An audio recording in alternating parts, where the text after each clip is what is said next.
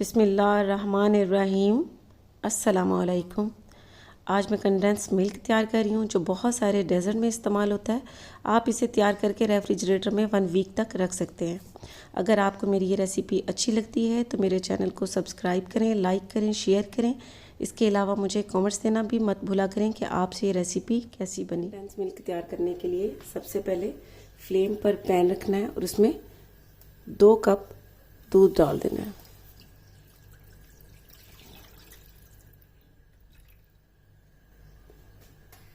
और साथ ही 1 cup sugar डाल देनी है।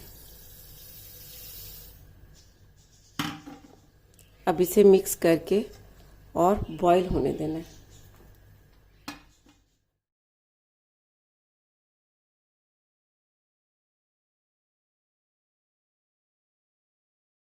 मिल्क बॉईल हो चुका है। अब फ्लेम को आहिस्ता करके इसे 35 से 40 मिनट तक पकने देना है ताकि ये गाढ़ा हो जाए।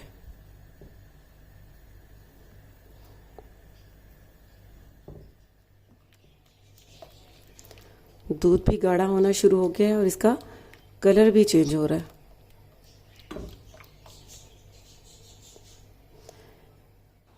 स्पून को आपने मुसलसल इसमें चलाते रहना है।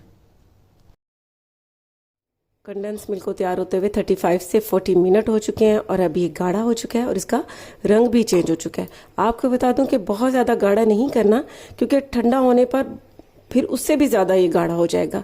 अब ये 1.5 कप है तो ये बिल्कुल ठीक है। फ्लेम को बंद कर देना है और इसे ठंडा होने देना है।